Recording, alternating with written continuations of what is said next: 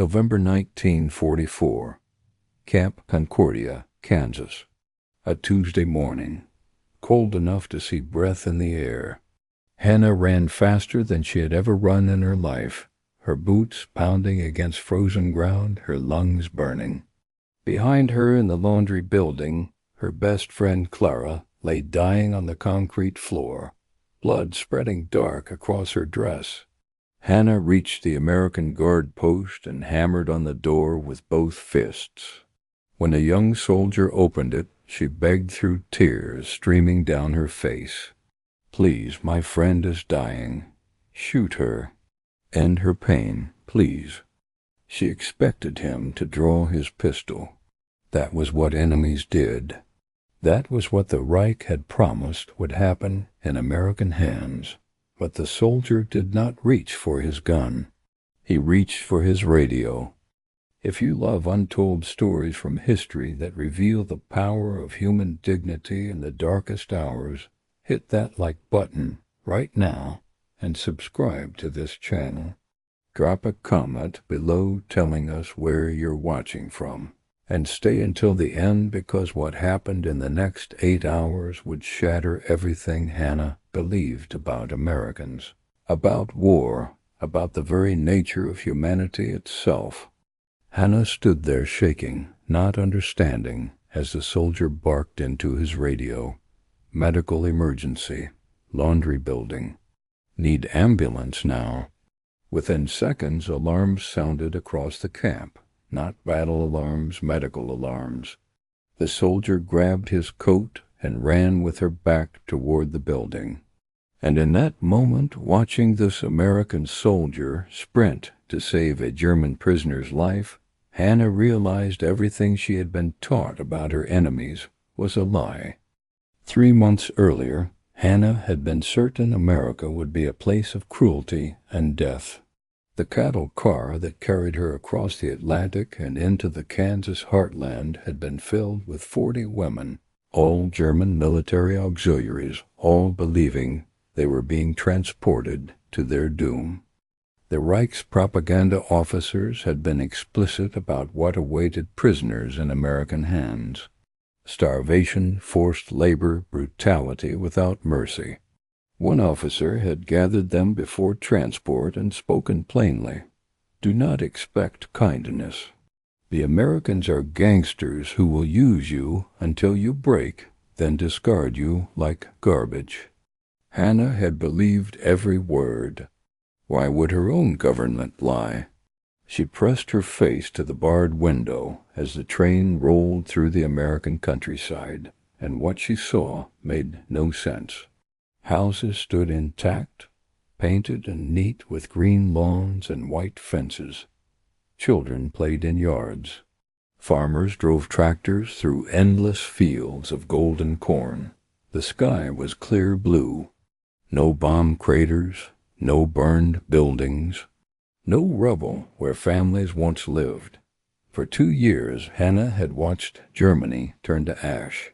She had seen her hometown of Bremen disappear block by block under Allied bombs.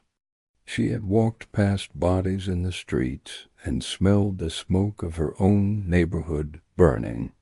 But here, across the ocean, America looked untouched, whole, as if the war existed in a different universe entirely. Beside her, Clara whispered through dry, cracked lips, "Look at it. Nothing is destroyed. How can they live like this while our cities burn?" The two women had known each other since childhood. They had grown up on the same street in Bremen, joined the Wehrmacht auxiliaries together at 19, trained as radio operators, been captured together when their unit surrendered in France. Now, at 23, they were being shipped to a country that seemed to belong to a different world.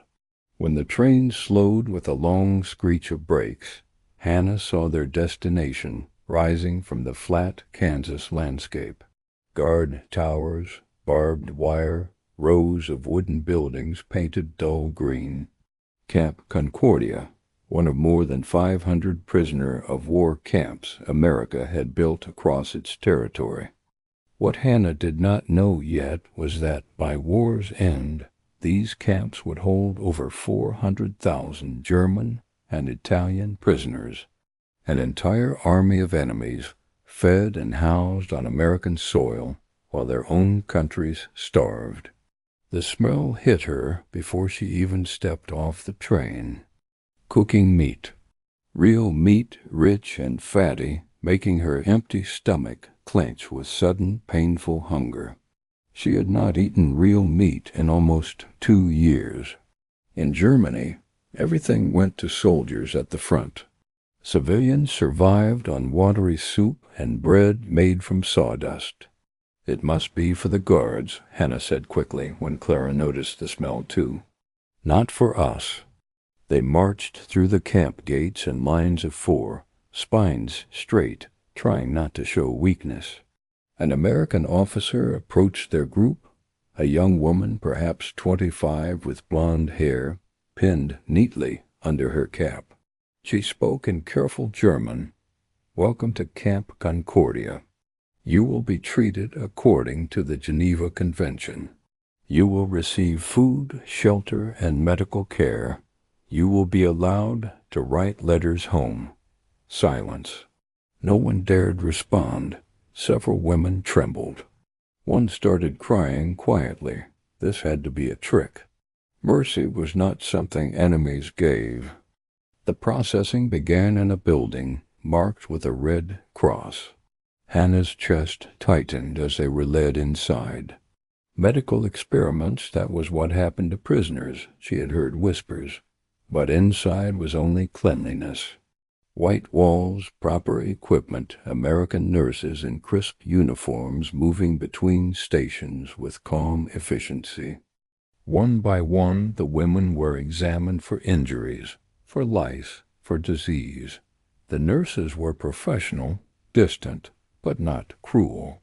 When Hannah's turn came, a nurse checked her hair, looked in her mouth, examined her hands and feet. Any pain? Any illness? Hannah shook her head. Good. Through that door for shower. Hannah stood frozen in the shower room, gripping a bar of white soap that smelled like lavender. A middle-aged American woman in work clothes handed it to her and said in broken German, "Shower is hot. Take your time. Clean clothes on bench when you finish." When Hannah stepped under the spray and hot water hit her skin, something broke inside her. Tears came before she could stop them. For months she had washed in cold water when she could wash at all. She had been covered in dirt, her hair matted with grime. The hot water ran down her back, washing away layers of filth. She scrubbed until the water at her feet ran clear, until she felt clean for the first time in longer than she could remember. After processing came the mess hall. The smell that had been teasing Hannah since arrival now hit her with full force. American cooks served food onto metal trays. Hannah took hers with trembling hands and looked down. Mashed potatoes with real butter melting on top. A thick slice of meatloaf. Green beans. White bread with more butter. And in a small cup, something dark and steaming. Real coffee. She and Clara sat at a table with other women from their transport. For a long moment, no one touched their food. It could be poisoned, someone whispered. Hannah picked up her fork with shaking hands and brought mashed potato to her mouth. The taste exploded on her tongue. Creamy, rich, buttery, real potatoes, not the watery turnip mash they had survived on in Germany. She started crying again, and around the table other women began eating too. Some cried, some laughed with a sound close to hysteria. The meatloaf was real beef. Hannah had not eaten beef in 3 years. The bread was soft and white, dissolving in her mouth. And the coffee, bitter and strong and real, not the roasted acorns they had called coffee back home. Hannah noticed American soldiers eating at tables near the back of the hall. They had the same food, the same portions. The prisoners were not being given scraps. They were eating the same meal as their captors. By 1944, the United States was feeding over 150,000 German prisoners of war in camps across the country. Each prisoner received the same daily ration as American soldiers, 2,800 calories. Meanwhile, in Germany, civilian rations had dropped to less than 1,500 calories per day. That night, lying in her bunk with a full stomach for the first time in months, wrapped in a clean wool blanket, Hannah could not sleep. Everything they had told her about the Americans was wrong. And if that was a lie, what else had the Reich lied about? The days fell into routine. Wake at 6 with a simple bell, not screamed orders or violence. Breakfast at 7, always impossible abundance. Oatmeal with brown sugar, toast with jam, eggs, coffee. After breakfast came work assignments. Hannah and Clara were assigned to the camp laundry facility, scrubbing uniforms for American soldiers. The work was hard, their hands grew red and raw, but here was the thing that made Hannah's brain struggle to understand. They were paid 80 cents per day in American money. Why would they pay prisoners when they could force them to work for nothing? An older woman who had been a school teacher in Hamburg worked nearby. She explained quietly, Geneva Convention requires fair treatment of prisoners, including payment for work. With their earnings, the women could buy things at the camp canteen. Chocolate bars, cigarettes, extra soap, writing paper. The first time Hannah held enough coins to buy a Hershey bar. She stood outside the canteen for 5 minutes, just staring at it. She had not tasted chocolate in 4 years. When she bit into it, the sweetness almost hurt. It melted on her tongue, rich and creamy, and her knees went weak. She had to sit down on a bench, tears running down her face, while she held half a chocolate bar in her hand. 3 weeks after arriving at Camp Concordia, Hannah received her first letter from home. The envelope was thin, the paper inside thinner. Her mother's handwriting shook across the page, probably from cold or hunger, or both. Bremen was destroyed, her mother wrote.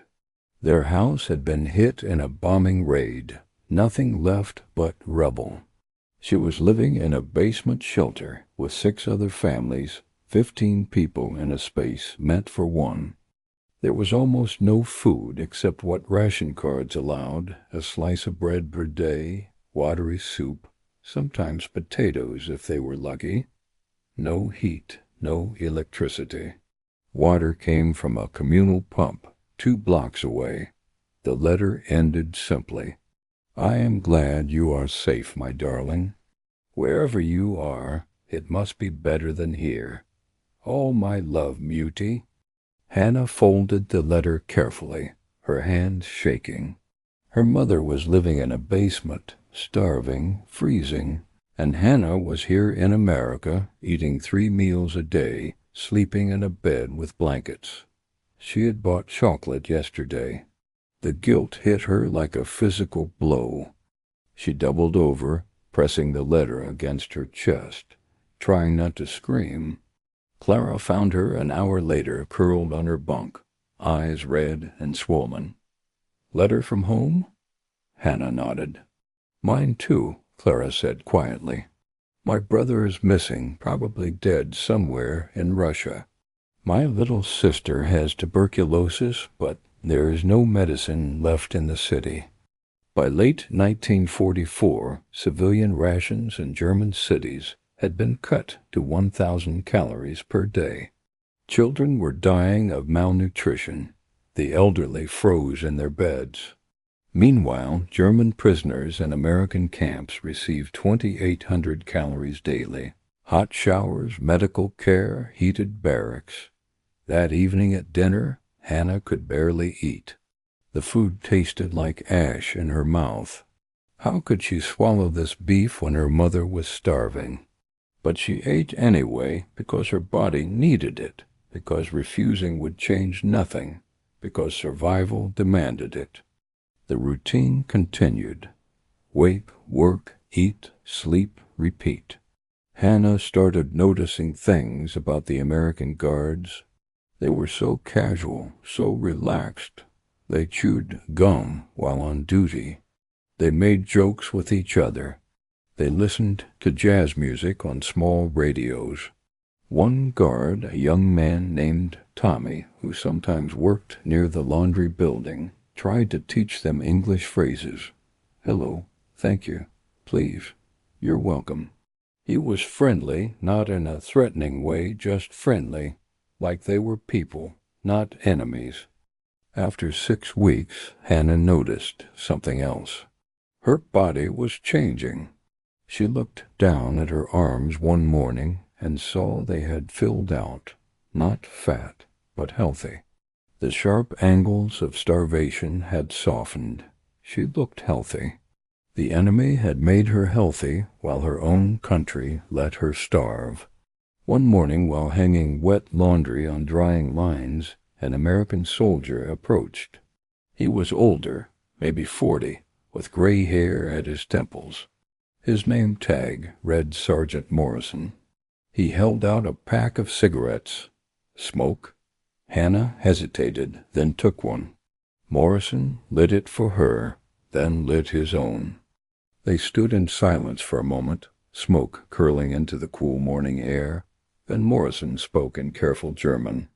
"You have family in Germany, my mother," Hannah said, "in Bremen?" Morrison nodded slowly. "I have a daughter about your age. She is a nurse in France right now." The moment stretched between them. This man's daughter was treating wounded American soldiers. Hannah's countrymen were trying to kill those soldiers. Yet here they stood sharing cigarettes like normal people. "This war is stupid," Morrison said suddenly. "All wars are stupid, but this one especially." Hannah stared at him. In Germany you did not criticize the war. You did not question. Questioning was dangerous. People disappeared for less. But Morrison had just done exactly that, and no one arrested him. He took another drag on his cigarette. "You are young. You should not be here. You should be home living your life. There is no home to go back to," Hannah said quietly. "Bremen is destroyed." Morrison looked at her with something like pity. "Yeah, war does that." By late November, Hannah had been at Camp Concordia for 3 months.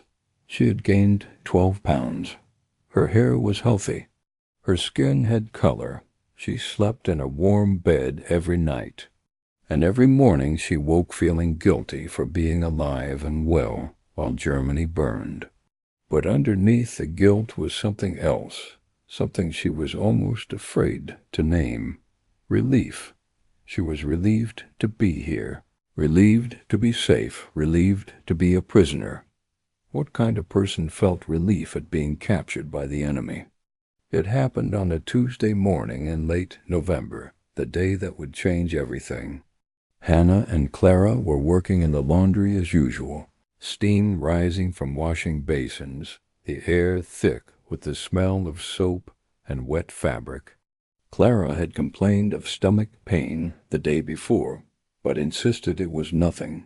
Probably just ate something that disagreed with her. But that morning Clara looked wrong. Her face was pale, almost gray. Sweat beaded on her forehead despite the cold. "Are you all right?" Hannah asked. "I am fine," Clara said, but her voice was strained. "The pain is just worse today." By mid-morning, Clara was leaning against a washing basin, gripping the edge with white knuckles, her breathing fast and shallow. "Clara, you need to see the doctor." "No," Clara shook her head. It will pass. I just need to dot. She never finished the sentence. Her eyes rolled back. Her knees buckled. She collapsed. Hannah caught her before she hit the concrete floor and lowered her down as gently as she could, her heart hammering in her chest. "Help!" She screamed in German, then in broken English. "Help, please!" Blood seeped through Clara's dress, dark red across her abdomen. Hannah pressed her hand to the wound and knew the signs. She had seen it during the retreat through France. Internal bleeding, likely a ruptured appendix. Without surgery, Clara would die in agony. Hannah believed the Americans would never waste surgery on an enemy prisoner. Mercy, she thought, meant a quick bullet, not hours of suffering. "Stay with her," Hannah shouted, then ran to the guard post. A young American opened the door. "Please," she gasped in English. "My friend is dying. Please shoot her." The soldier stared, then grabbed his radio. "Medical emergency. Laundry building. Ambulance now." Sirens wailed. Medics arrived within minutes, checking Clara's pulse and blood pressure. "Possible ruptured appendix," one said. "She needs surgery immediately." Surgery struck Hannah like a blow. And 4 was started, blankets wrapped tight. Hannah begged to come. The captain arrived, looked once, and nodded. "She can go."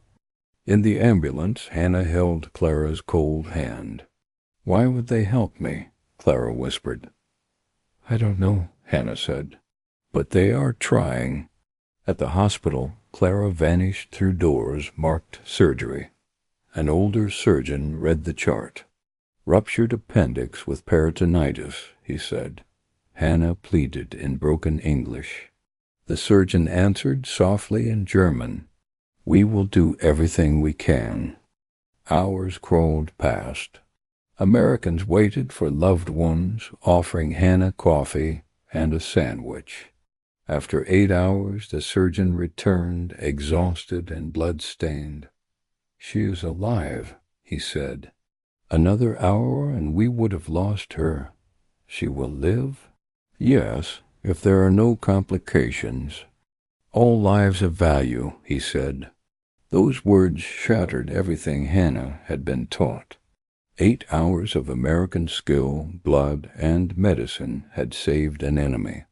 The Reich's lessons collapsed in that hallway. Clara recovered for 12 days. Nurses treated her with kindness. When she could speak, Clara whispered, "We were lied to about everything." Hannah agreed. The story spread through the camp. After the war, they returned to a ruined Germany, changed forever. Clara lived 50 more years, lighting a candle each anniversary. "He did not have to save me," she said. "That is why it mattered." Hannah later told her children that true civilization is shown not by power or victory, but by how we treat the helpless and the enemy forever.